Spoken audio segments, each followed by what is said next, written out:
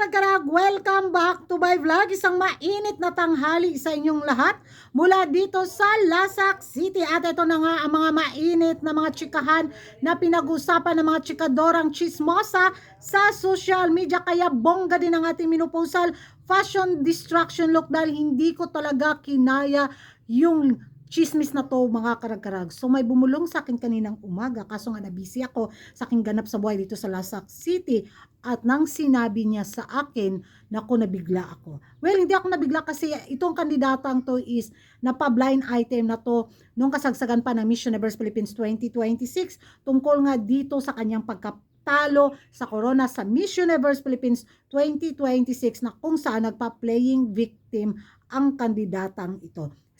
Alam kong kilala nyo rin ito mga karag-karag, pero hindi ko sasabihin yung pangalan, hahayaan ko kayong ma-stress at maghula kung sino ang kandidatang to na pag-uusapan at pag-chichismisan natin. So base sa binulong sa akin kanina mga karag-karag na itong kandidatang to sa kanyang pagkatalo sa corona sa Miss Universe Philippines 2026 na kung saan sinisi niya ang mga media sa kanyang pagkatalo.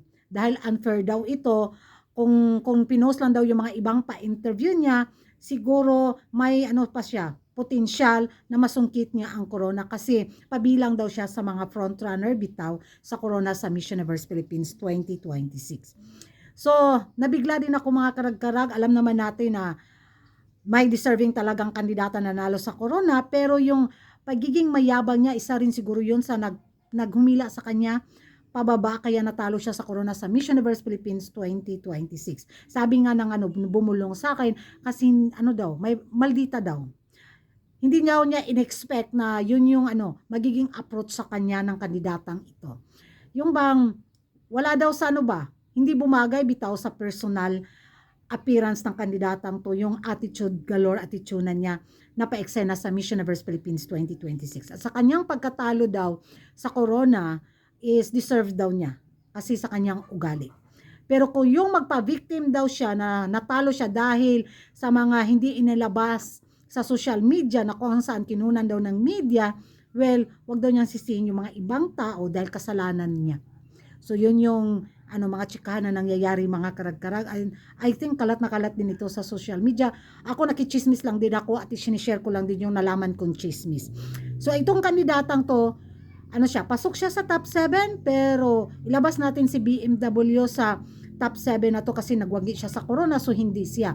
So bahala na kayong humula kung sino yung kandidatang tong nagpa-playing victim sa kanya pagkatalo sa corona sa Miss Universe Philippines 2026. Alam, sa magiging reaction ko, nasayangan ako sa kanya kasi masasabi ko isa siya sa may pinakamagandang mukha din sa tao na to na lumaban sa corona sa Miss Universe Philippines 2026. Well, lahat naman sila maganda, lahat naman sila may iba't ibang atake ng beauty, pero nasyakit galer lang din ako sa sa mga nakikita natin sa dawi siya kumilos, dawi siya sumagot sa kanya mga tanong na mapa-question tayo, siya ba to? O, di ba?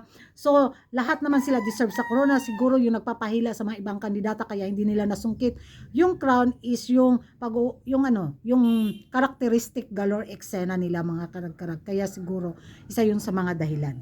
So, kung manisi sila ng ibang tao sa kanilang pagkatalo, well, unfair naman doon sa mga taong sinisi nila, di ba? So, sila lang kasi yung nakakaalam sa sa mga aksyon na ginagawa nila at well, hindi talaga sa kanila nakatadhana yung corona. Ganun lang kasimple yun. And thank you for watching mga karag-karag. Magingay tayo sa comment section. Nakahula ba kayo kung sino ang kandidatang na to? Naku, bahala kayo dyan. Hindi ko talaga sasabihin. And bye-bye.